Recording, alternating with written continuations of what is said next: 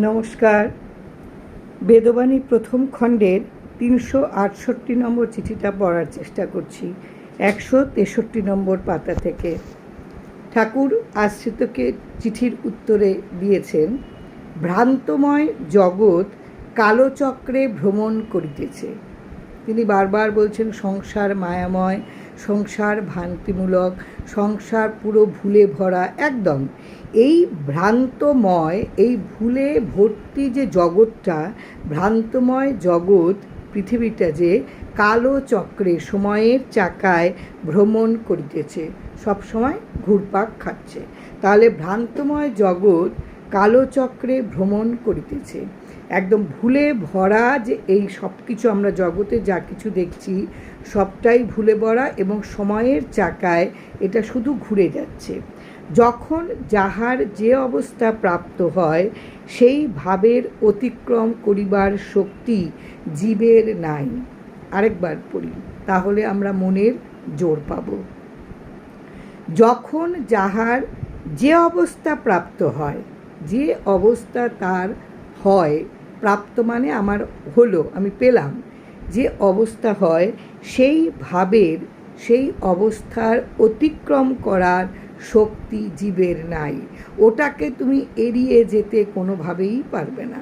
তুমি যে পথই ধরো না কেন, যে কোনো জায়গাতেই তুমি গিয়ে, যে কোনো মানে মন্দির, মসজিদ, গির্জা, যে কোনো জায়গায় তুমি যাও না কেন, যাই করো না কেন, তোমার ভাগ্য অনুযায়ী তোমার যা এসে উপস্থিত হয়েছে এটাকে অতিক্রম করার ক্ষমতা, এটাকে এড়িয়ে যাওয়ার ক্ষমতা, এটাকে টপকে যাওয়ার ক্ষমতা কোনো জীবের নেই। সহিষ্ণুতায় একমাত্র শক্তিশালী হইয়া থাকে। এই যে কোনো অবস্থায় তোমার আসুক না কেন, প্রাপ্ত হোক না কেন, একমাত্র সহিষ্ণুতা, তোমার ভেতরে যদি সহ্য শক্তি থাকে, এটাই তোমাকে শক্তিশালী করে দেবে, এটাই শক্তিশালী হয়। তোমার সহিষ্ণুতা যদি না থাকে তাহলে তুমি অস্থির হয়ে পড়বে, তাহলে তুমি একেবারে ব্যাকুল হয়ে পড়বে। তখন তুমি উদ্ভ্রান্তের মতন এ প্রান্ত থেকে ও প্রান্তে ছুটে বেড়াবে। কিন্তু তুমি যদি জেনে যাও, এই কারণেই ঠাকুর প্রত্যেকটা চিঠি আশ্রিত জনদের লিখেছেন, যাতে আশ্রিত মন উদ্ভ্রান্ত না হয়। বড় মনের অনুশীলনের দরকার, প্রতিদিনের আমাদের মনের বড় অনুশীলনের দরকার। আমরা যাতে উদ্ভ্রান্ত না হয়ে পড়ি, বিচলিত না হই, আমরা চঞ্চল না হয়ে পড়ি। তাহলে আমরা কি করব? অস্থির চিত্ত নিয়ে আমরা এ প্রান্ত থেকে ও প্রান্তে ছুটে বেড়াবো, কিন্তু আমরা সেই যা আমার প্রাপ্ত জিনিস, যা আমি পেয়েছি, যা আমার ভাগ্যের বিড়ম্বনাই হোক, আমার ভাগ্যের ভালোই হোক, যাই আসুক না কেন, এটাকে যদি আমি অতিক্রম করার চেষ্টা করি, আমি যদি জেনে যাই যে এটাকে অতিক্রম করার ক্ষমতা কারোর নেই, আমার যা ভাগ্যে আছে তা আমাকে মেনে নিতেই হবে। আমার সেজন্য মেনে নিতে গেলে কী দরকার? আমার সহ্য শক্তি। সহ্য শক্তিটা যদি তোমার থাকে তাহলে ওটাই তোমাকে শক্তিশালী করবে। তুমি যদি অস্থির, তুমি হবে না যদি তোমার ভেতরে সহ্য শক্তি থাকে। এখন স্বাভাবিকভাবেই এটা অনেকের প্রশ্ন আসতে পারে যে তাহলে জীবনের শুরু থেকে এতটা পর্যন্ত পথ আমি এলাম শুধু সহ্য করতে করতে, শুধু দিতে দিতে, শুধু সবাইকার জন্য করতে করতে, কিন্তু কখনো তো আমার জন্য কেউ কিছু করলো না, আমার জন্য কেউ কিছু ভাবলো না। এটা আমার প্রাপ্তি নেই, আমি এটা পেতে পারি না, আমার ভাগ্যে সেটা নেই। আমি তখন ভাবতে হবে, যদি সহ্য শক্তি আমার ভেতরে থাকে তাহলে ভাবতে পারা যাবে যে আমি যে ঠাকুরের আশ্রয় পেয়েছি এটা কজন পায়, এটা কজন পায়। আমাকে যিনি আশ্রয় দিয়েছেন, আমার কেউ নেই বলেই তিনি আমায় আশ্রয় দিয়েছেন, কেউ আমায় ভালোবাসে না বলেই তিনি আমায় আশ্রয় দিয়েছেন, আমি সকলের অবজ্ঞার পাত্রী বলেই তিনি আমায় আশ্রয় দিয়েছেন। মনটা কিন্তু এই সহ্য শক্তির দ্বারা তুমি অনেক শক্তিশালী হবে তোমার মন। আর তুমি যদি মনে করো যে আমাকে চারদিক থেকে বিভ্রান্ত হতে হচ্ছে, চারদিক থেকে নানান রকমের উৎপাত আমার, শুধু আমি পেয়ে যাচ্ছি, আর এটা আমি সহ্য করতে পারবো না, এবার এটাকে আমার টপকাতে হবে, আমি অন্য অন্য পথ নিয়ে যে কোনোভাবে আমি এটাকে টপকাবো, ঠাকুর বলছেন কোনো দিন সম্ভব না।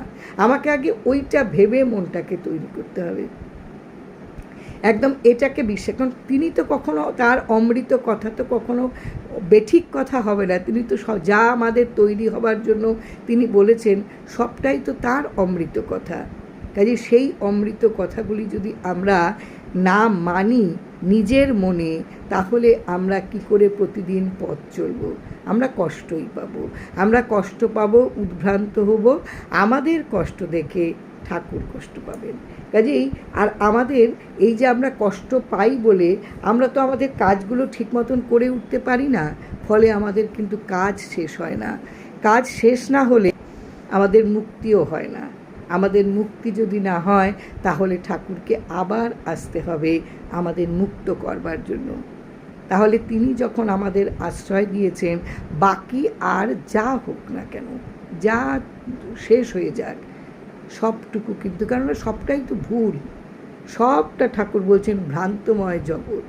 ভ্রান্তময় জগৎ শুধু কালের চাকায় ঘুরে বেড়াচ্ছে, কখনো ভালো আসছে, কখনো খারাপ আসছে, কখনো তোমাকে উদ্ভ্রান্ত করে দিচ্ছে, কখনো তোমাকে আনন্দে একেবারে দুলিয়ে দিচ্ছে।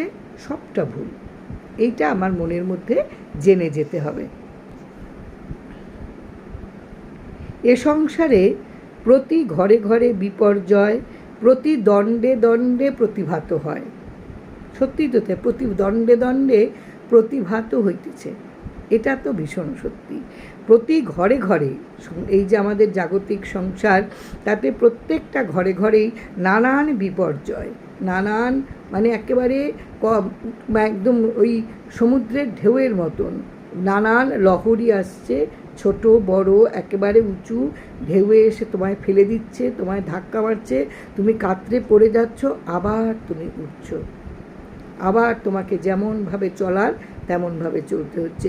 এই রকম বিপর্যয় প্রত্যেক ঘরে ঘরে, প্রতি দণ্ডে দণ্ডে, প্রতি ঘন্টা মানে মুহূর্তে মুহূর্তে এটা কিন্তু প্রতিভাত হয়। এই জন্য জ্ঞানী মোহিত হয় না। এই কারণে এই যে যা কিছু তোমার প্রতি মুহূর্তে তোমার যে বিপর্যয় আসে এবং দণ্ডে দণ্ডে তা তুমি প্রতিভা তুমি তা দেখতে পাচ্ছ, এই জন্য এতে কখনো যাই ভালো আসুক মন্দ আসুক, যাই আসুক না কেন, যার মনের জ্ঞান হয়েছে, যার শুধু পুঁথিগত বিদ্যায় কিন্তু এ জ্ঞান হবে না। বেশ অনেক সার্টিফিকেট তুমি পেলে, তুমি অনেক বিত্তশালী, এই জ্ঞান কিন্তু তোমার হবে না। এই জ্ঞান শুধু তোমার জন্য নয়, এই জ্ঞান যার মনের পরিধি অনেক বড়, যার মনের বিস্তৃতি অনেক বড়, তার এই জ্ঞান যদি হয়, সে কোনো কিছুতেই কিন্তু মোহিত হয় না, ডুব দিয়ে দেয় না, ভেঙেও পড়ে না, আবার আনন্দে একেবারে ভাসিয়েও দেয় না গা। গতস্য শোচনা নাস্তি, যা হয়ে যায়, যা চলে যায়, তার জন্য কখনো দুঃখ করতে নাই, তার জন্য অনুতাপ করতে নাই। অদৃষ্ট চক্রের বেগ সহ্য করিতে চেষ্টা করাই স্বধর্ম। তোমার যে ধর্ম পালন করা উচিত, যা ধারণ করা উচিত, সেটা হচ্ছে তোমার ভাগ্যের মানে লেখাতে, তোমার অদৃষ্টের লিখনে, অদৃষ্টের চাকায় যা বেগ তোমার কাছে আসছে না কেন, তা তোমাকে মেনে নিতে হবে। ছোটোবেলায় জন্ম দিয়েই মা চলে যায়, মা মারা যায়, সেই শিশুটি তো মা ছাড়া, কিন্তু শিশুটি তো ক্রমে ক্রমে একটু একটু করে বেড়ে ওঠে, কিন্তু সেই বেড়ে ওঠার মধ্যে কতটুকু স্বচ্ছন্দ থাকে এটাও তো একটা প্রশ্নবোধক। কিন্তু যখন সে শিশু, তখন সে কিন্তু বুঝতে পারে না, কিছুই সে বুঝতে পারে না। ওই রকম শিশুর মতন যে বেগ তোমার জীবনে আসুক না কেন, তুমি সব বেগকে তুমি সহ্য করো। সব বেগ আছেন তো ঠাকুর, তিনি আশ্রয় দিয়েছেন। সবচেয়ে বড় তোমার সম্পদ তোমার সঙ্গে রয়েছে তোমার অভিভাবক, তিনি তোমাকে সবসময় রক্ষা করবেন। এটা আমাদের মনের মধ্যে একেবারে গেঁথে নিতে হবে। তাহলে বোধহয় কোনো ধাক্কাতে অদৃষ্ট চক্রের যাই বেগ আসুক না কেন, আমাদের সহ্য শক্তি আমাদের এখান থেকে উদ্ধার করে নেবে। যাই বেগ আসুক না কেন, আমরা যদি অস্থির হয়ে পড়ি, তাহলে কিন্তু আমরা কোনো দিনই এই বেগ সহ্য করতে পারবো না, আমরা অস্থির হয়ে পড়ব, আমরা উদ্ভ্রান্ত হয়ে পড়ব, আমরা একদম ব্যতিব্যস্ত হয়ে পড়ব। ফলে আমরা নানান দিকে ছুটে বেড়াবো এই অদৃষ্টটাকে দূর করবার জন্য। এই যা কিছু আসছে খারাপ জিনিস, এটা আমরা সহ্য করতে পারবো না। কিন্তু যদি আমরা মেনে নিই যে এটাই তো আমার অদৃষ্টে লেখা, এটা তো আমি সঞ্চয় করে এসেছি, এটা আমার একদম জমানো জিনিস, এটা আমাকেই ভোগ করতে হবে। কাজে এটা যদি আমি মেনে নিতে পারি, অনেক কিছু হয় অনেকের জীবনে, এবং যেটা আরেকজন শুনলে হয়তো ভাববে এতটা কি করে সহ্য করে তুমি প্রতিটি দিন কাটাও। ওই যে ঠাকুরের কৃপা তোমাকে একদম এতটাই সহিষ্ণুতা দিয়েছে যে তুমি সেই সহ্য করতে তুমি পারো, তুমি পারবে। ঠাকুর জানেন। আর যার সবচেয়ে বেশি কষ্ট, যাকে সবচেয়ে বেশি ধাক্কা খেতে হয়, তার কাছে সবসময় ঠাকুর থাকেন। এর মতন সত্যি আর বোধহয় কোনো কিছুতে হয় না। কাজেই প্রত্যেকের আমাদের যে কোনো পর্যায়ে আসুক না কেন, আমাদের কখনো হার মানলে চলবে না। আমাদের সেই সমস্ত কিছুতেই আমরা যেন সহ্য করতে পারি। আমাদের সহ্য শক্তির দ্বারা এই সহ্য শক্তি পাবো আমরা নামের মধ্য দিয়ে। একদম তিনি আমাদের আছেন, তার নাম স্মরণ করতে করতে আমাদের ভেতরে কোনো ধাক্কাই এসে আমাদেরকে এতটা নাড়িয়ে দিতে পারবে না। নামের পাশে আর কোনো শক্তিশালী কিচ্ছু নেই, নাম হলো সবচেয়ে বেশি শক্তিশালী। এইভাবে যদি আমরা চলতে পারি, এই কারণেই ঠাকুর বোধহয় চিঠিগুলো লিখেছেন, যেটা প্রত্যেককে প্রতিদিন মনের বড় চর্চা করতে শেখাচ্ছে। প্রতিদিন মনটাকে তৈরি করার জন্যই বোধহয় এই চিঠিগুলো প্রতিদিনের পাঠের প্রয়োজন। প্রতিদিন পাঠ করলে মনটাকে তৈরি করা যাবে। অপূর্ব চিঠি। এই চিঠিটা আমি আরেকবার পুরো চিঠিটা পড়ি। ভ্রান্তময় জগৎ কালচক্রে ভ্রমণ করিতেছে। যখন যাহার যে অবস্থা প্রাপ্ত হয়, সেই ভাবের, সেই অবস্থার অতিক্রম করার শক্তি কারোর নেই, কোনো জীবের নেই। সহিষ্ণুতায় একমাত্র শক্তিশালী হইয়া থাকে। তুমি শক্তিশালী হবে একমাত্র তোমার ভেতরে সহিষ্ণুতা থেকে। এ সংসারে প্রতি ঘরে ঘরে বিপর্যয় প্রতি দণ্ডে দণ্ডে প্রতিভাত হইতেছে, কিন্তু যারা জ্ঞানী তারা মোহিত হয় না। গতস্য শোচনা নাস্তি। অদৃষ্ট চক্রের বেগ সহ্য করতে চেষ্টা করাই স্বধর্ম। আমরা প্রত্যেকে এটাকেই মেনে চলব, প্রত্যেকে যা আসছে আমরা সহ্য শক্তির দ্বারা তাই মেনে নেব। কারণ এ তো আমার অদৃষ্ট চক্রের যে একটা ঘুরছে, আমারই সঞ্চিত কর্মফল আমি ভোগ করছি। এটার জন্য আমার উদ্ভ্রান্ত হয়ে কোনো লাভ নেই, এটা আমায় ভোগ করতেই হবে, এটা অতিক্রম করার কোনো পথ নেই। অপূর্ব চিঠি। জয় রাম, জয় রাম।